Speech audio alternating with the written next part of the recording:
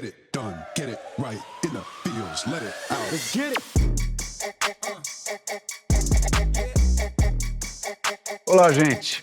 Estou eu aqui de novo. Agora vou fazer um pequeno voo solo.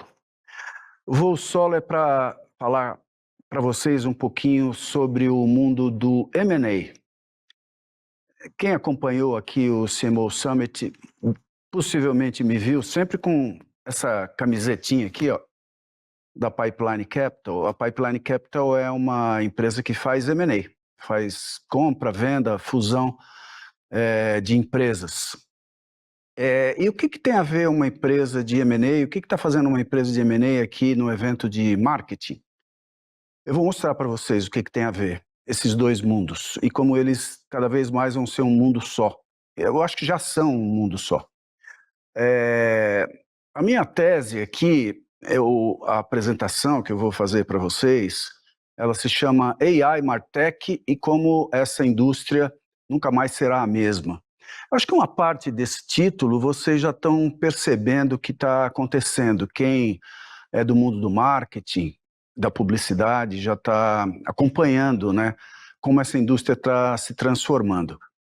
Algumas pessoas acreditam que essa é uma transformação como outras que já aconteceram na nossa vida.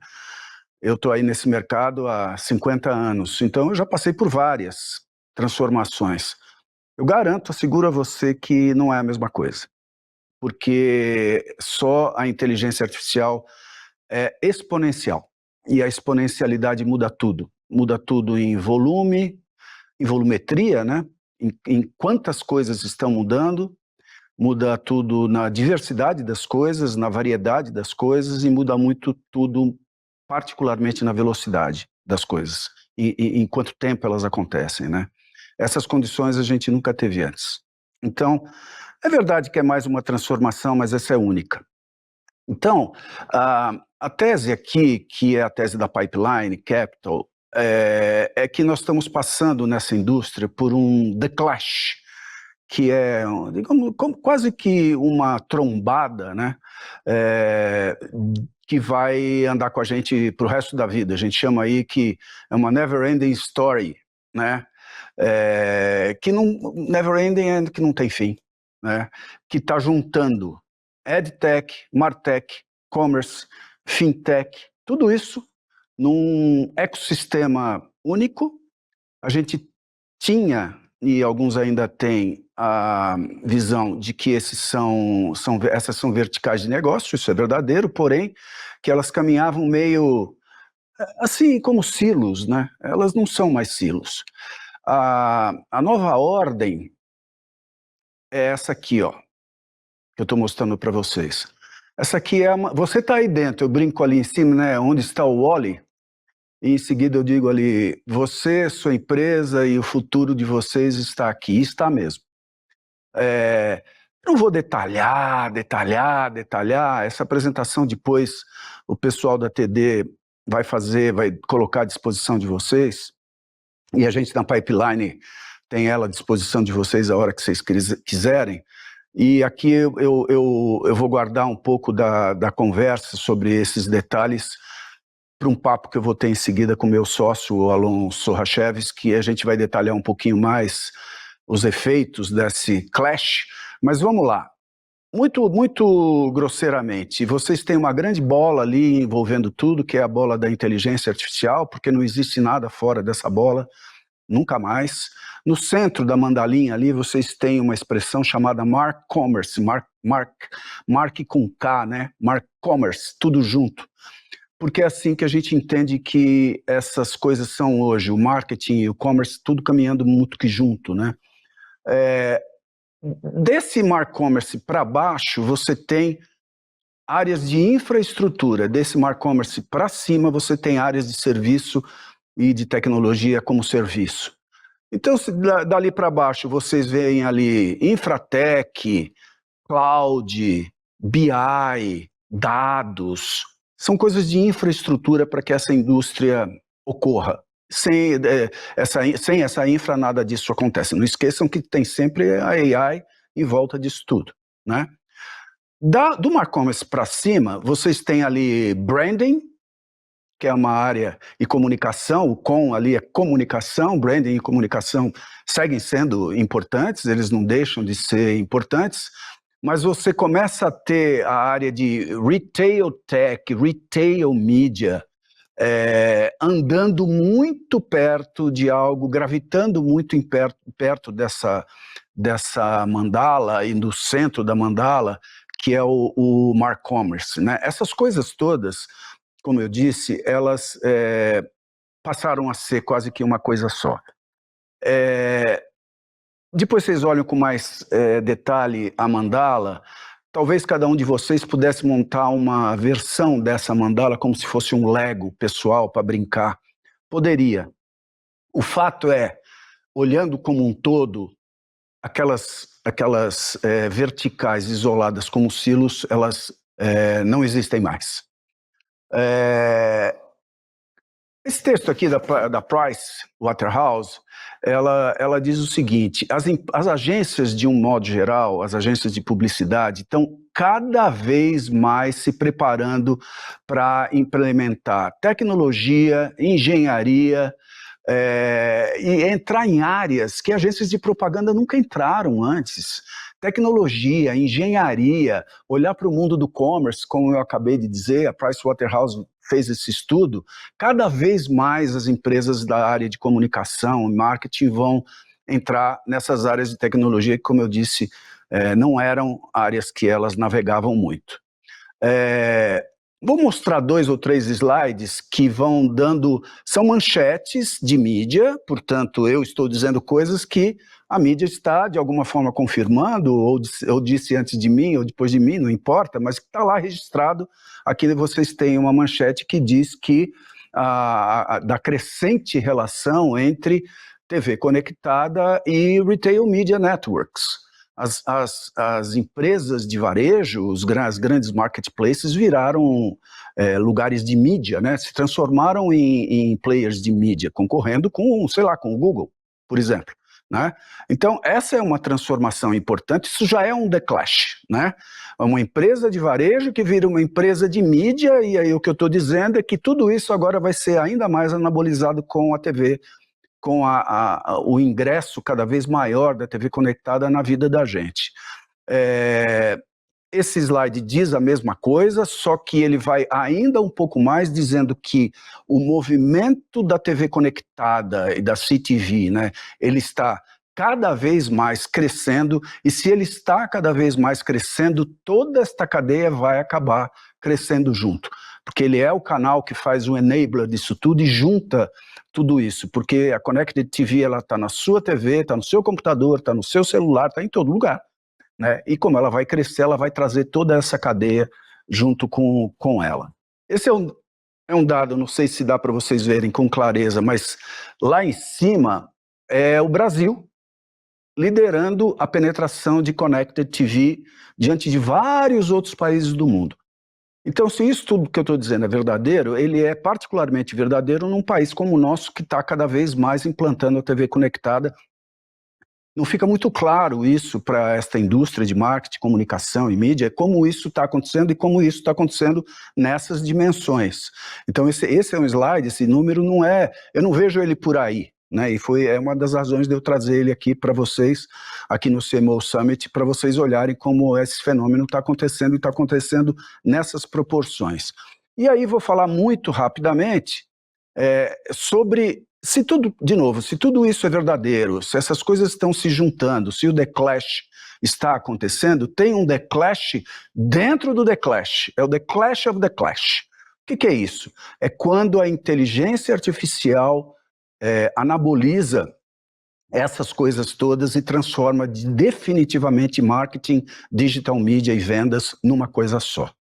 De novo, como eu disse no início, com muita diversidade e amplitude de áreas que vai englobar, com muita profundidade, como a gente nunca teve antes, e com uma velocidade também que a gente nunca teve antes.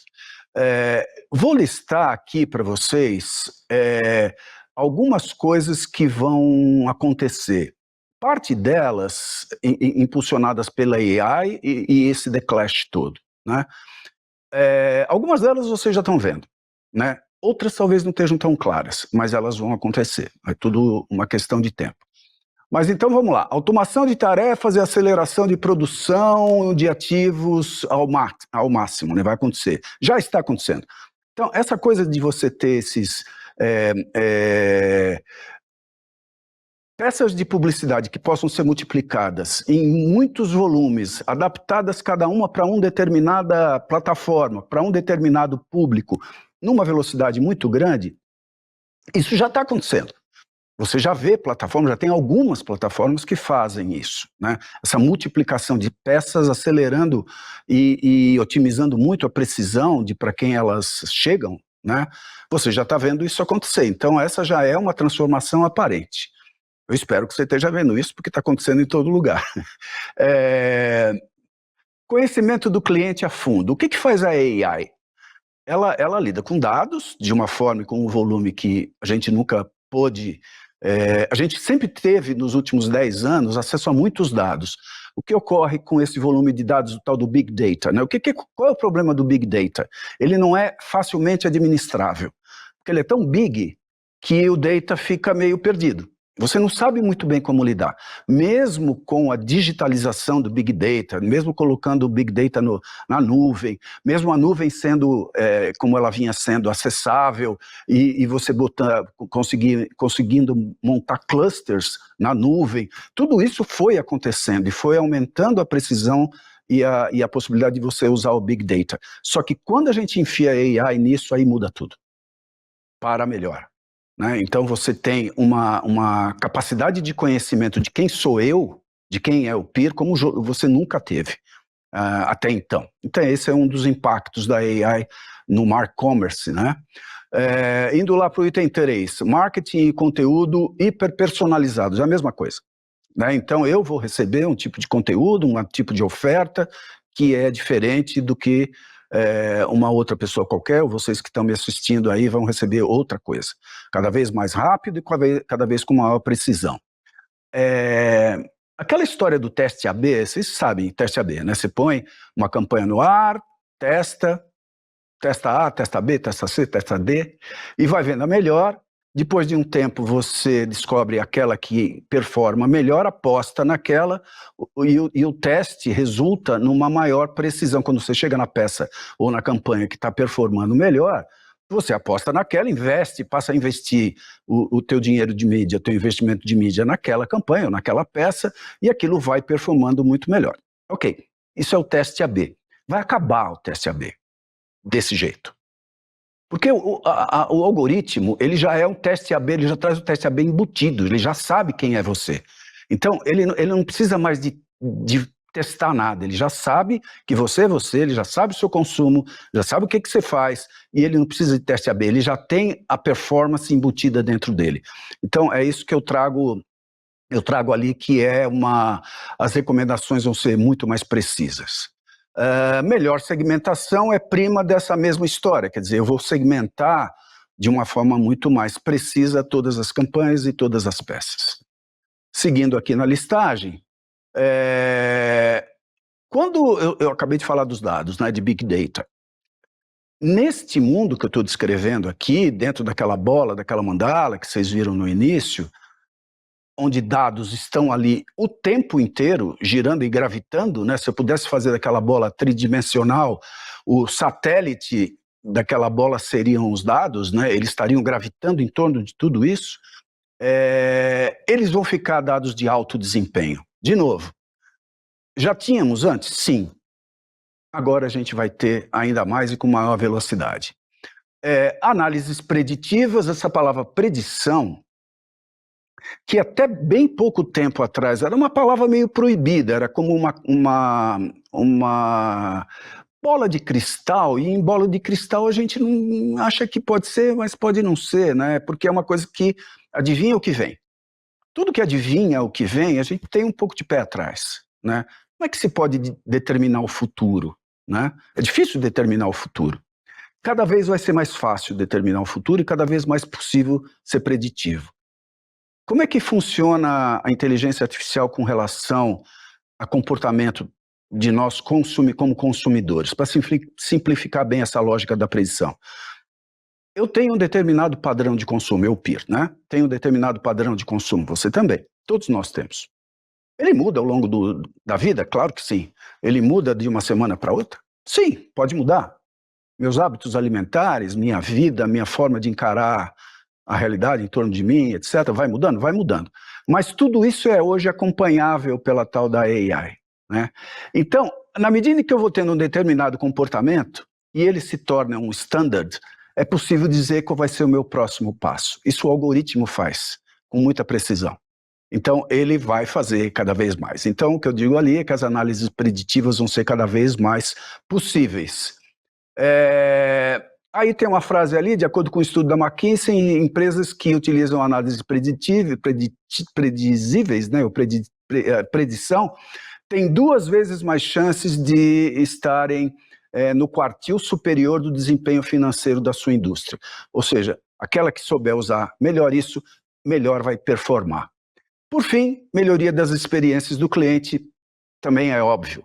Se eu sei quem é você, o que você faz, o que você vai consumir, e eu sou uma empresa que te oferece experiências, as experiências vão ser muito mais assertivas, porque eu sei o que você vai querer. Para concluir, está escrito aí, ei, M&A, como é que fazem as empresas dessa indústria de marketing, que é essa indústria que nós estamos conversando aqui, para acompanhar toda essa transformação? Só tem um único jeito. Um único jeito. É você comprar outras empresas ou ser comprado, ter a sua comprada para você se plugar numa outra que tenha como te alavancar e te levar mais adiante. Porque sozinhão, vai chegar uma hora que você não vai conseguir crescer, você vai ter aquele crescimento assim, ó, que vai indo, você consegue ganhar algum dinheiro, vai indo, mas não passa disso. Com AI, você pode fazer isso. Com M&A, você pode fazer isso. Para acompanhar a curva do AI, que é essa sim, só com M&A. Por isso, a gente acredita que M&A is the only way, é o único caminho, e daí eu termino aqui com, hey, M&A. Então agora eu vou chamar meu dileto amigo e sócio Alonso Rachevski para a gente falar de por que M&A é importante para as empresas de marketing. Bom, eu mostrei aqui para vocês o The Clash, depois o The Clash of the Clash, cheio de clash, e vou agora bater um papo aqui com meu dileto amigo e sócio, o Alonso Rachevski. Ele, obviamente, conhece bastante bem essa nossa tese, e eu queria começar ouvindo, vocês ouviram a mim, essa é a minha versão. Eu queria ver um pouco a versão, o que o Alon tem para comentar a respeito disso. Alon Sorachevski, por favor, comente essas bobagens todas que eu acabei de mostrar aqui. Muito bem, Peer. Primeiro é um prazer estar aqui, participar desse evento. Eu acho que você trouxe uma coisa muito importante, que é a clareza e a consciência. Você está transmitindo a consciência para as pessoas que estão nos assistindo. E a consciência, ela, dentro do mundo que a gente vive, que nos carrega, nos draga, a gente acaba ficando amortecido com isso. E a consciência de uma outra coisa chamada ciclos.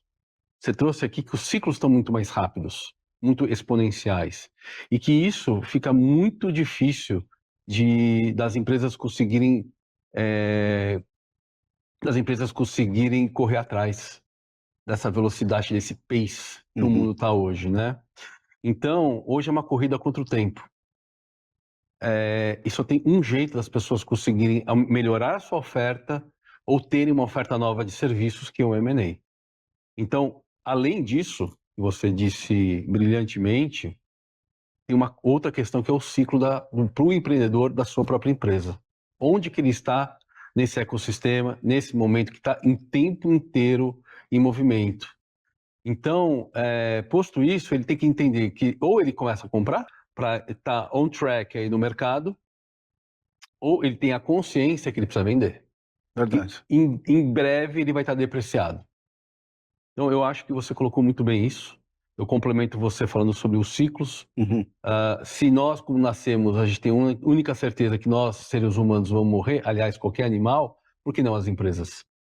Então, esse mesmo raciocínio, ele serve para ter essa consciência dos ciclos e para onde as companhias vão, e os empreendedores vão também. O Alon, boa, você trouxe a história dos ciclos aí, né? A gente na Pipeline tem lá um ciclo nosso em que a gente chama de... A gente tem lá na companhia uma ferramenta de trabalho para nós que chama Entrepreneur Clock. É um relógio. É isso que o Alon falou. Dos ciclos, né? O nosso relógio, ele mostra um pouquinho onde é que estão as empresas, né? Fala um pouquinho do Entrepreneur Clock. Ele é Para que ele existe? Para que ele serve? Ele é a materialização de uma jornada do empreendedor. E ele é desenhado linearmente, mesmo às vezes a vida não sendo linear, desde quando começa uma empresa no early stage e caminhando para uma sua escalada até um late stage, até seu grau de maturidade e até algum momento que a empresa ela tem uma liquidez, pode ser um IPO, pode ser uma venda para um terceiro, ou eventualmente a sua morte, o seu declínio, né? Então a gente faz isso de uma maneira muito didática. E por trás disso, Pir, tem uma coisa também muito interessante, que por trás de toda empresa tem os empreendedores, os acionistas, né? E a gente acredita que hoje os empreendedores, eles têm muitos ciclos como empreendedor. Então, na Pipeline, a gente olha muito o empreendedor. Claro que o nosso foco é na companhia, mas por trás quem são os quadros societários e os fundadores, porque eles são as pessoas que vão ter 4, 5, 6 ciclos como empreendedores e também muitos ciclos como investidores. Então, a gente também tendo essa consciência, a gente se relaciona muito com os empreendedores e com as pessoas, que transcendem as empresas, né? Sem dúvida. Eles são os drivers, né? Os empreendedores é que fazem tudo acontecer, né? Exato. Eu vou contar um segredo para vocês. Vocês viram a visão que eu trouxe, que é bem conceitual, sobre o que está acontecendo nessa indústria aqui, né? De CMOs. De CMOs e de advertising, né? Mas quem entende de negócio mesmo é ele. Eu entendo bem menos e bem pouco de negócio. Ele entende de negócio. Então, Alon, nessa indústria desse público que está nos vendo, o que está acontecendo em termos de M&A nessa indústria? Está ativo, não está ativo? Você vê que vai ativar, que não vai ativar, as agências vão comprar outras, vai haver consolidação. A gente tem feito alguns negócios de consolidação de empresas, ainda bem, a gente precisa pagar as contas lá em casa, mas como é que você vê essa coisa se desenrolando? Essa indústria vai ter muito M&A, não vai ter? Como é que vai ser? Ótima pergunta, Pir. Primeira coisa para esclarecer que a atividade de M&A é uma atividade que ela está em expansão, ela por si só, né? Porque não só na indústria do marketing, todas as indústrias têm a mesma lógica, umas com mais velocidade, outras com menos, mas todas têm, né? Então a atividade do M&A ela vem crescendo globalmente e também no Brasil, né? Que é onde nós atuamos, né? Agora tem algumas coisas importantes que fazem o M&A periodicamente aumentar ou diminuir. São ciclos também, estamos falando muito de ciclos aqui, né? Então, existem 3 pontos que fazem com que a liquidez ou a quantidade de volumes de transação variem. Um é a macroeconomia.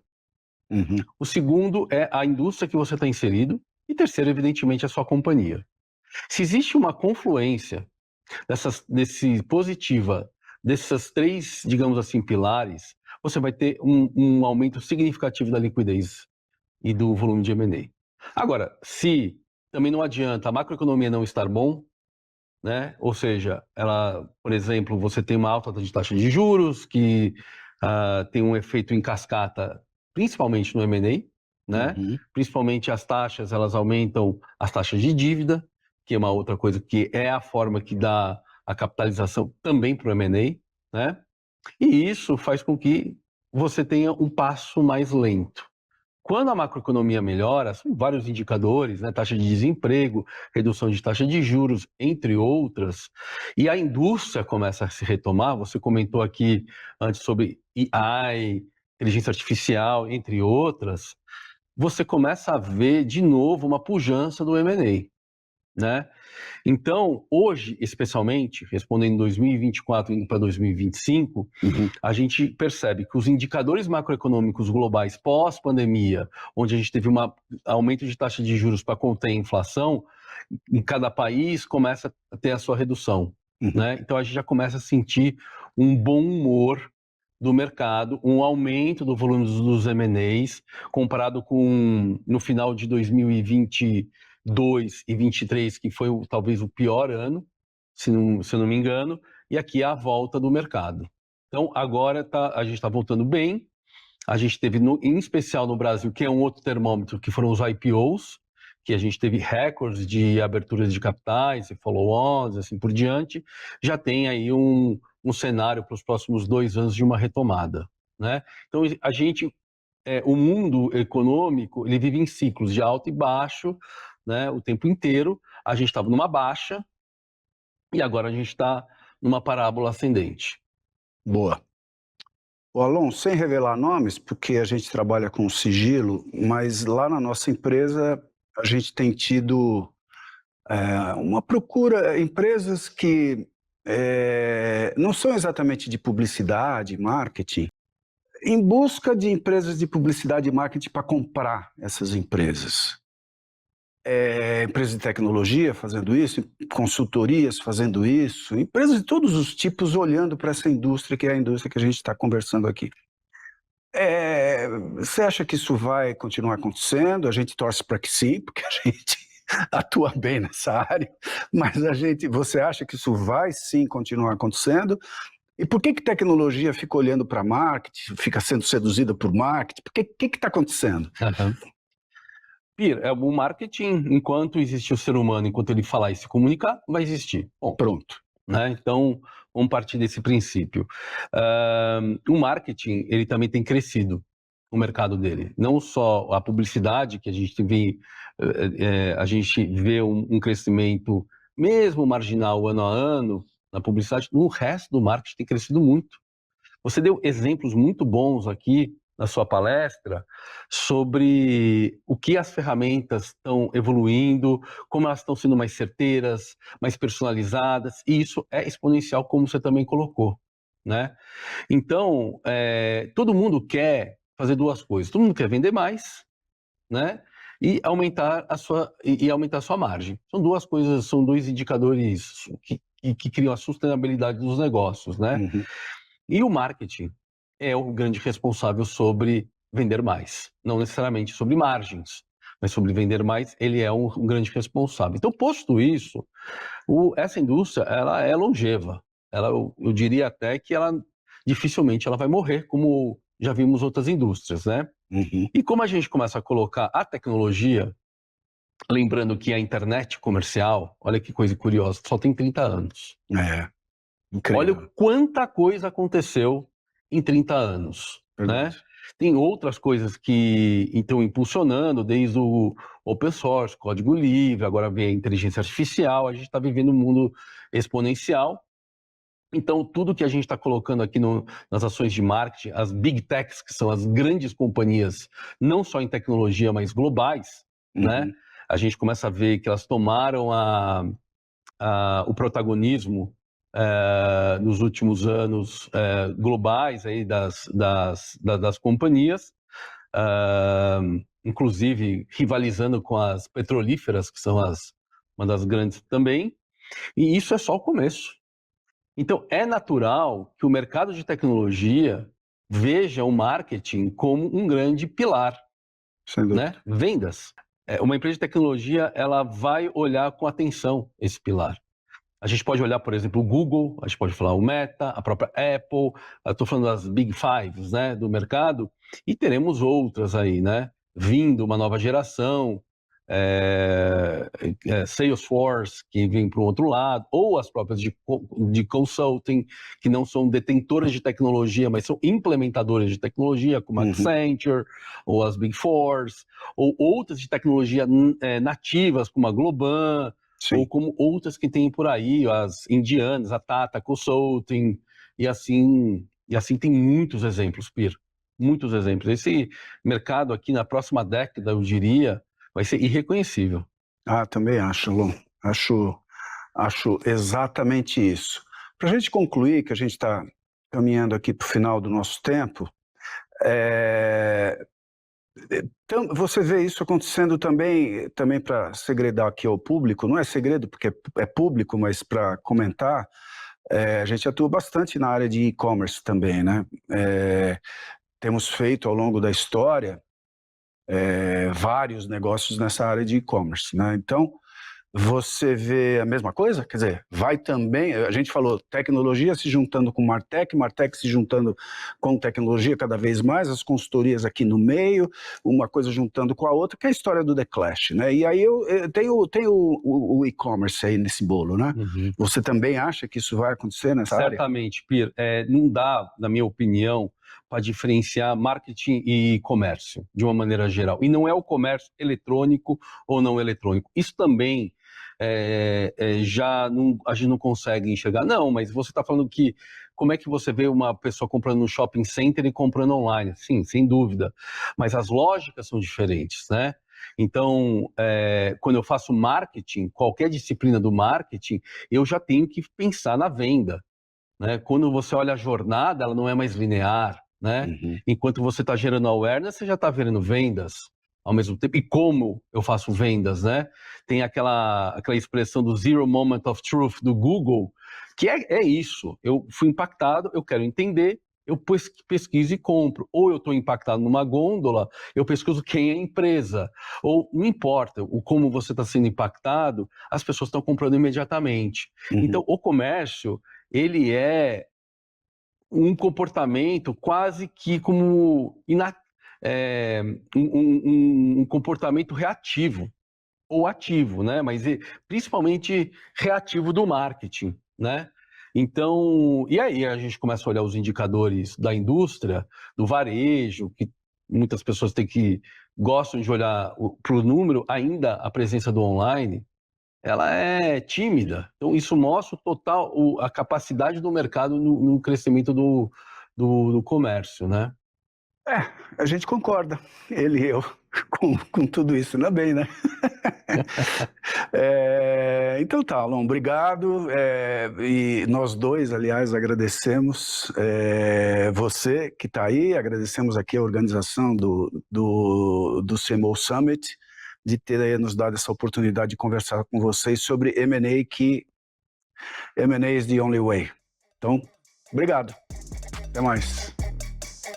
Então, obrigado. Até mais.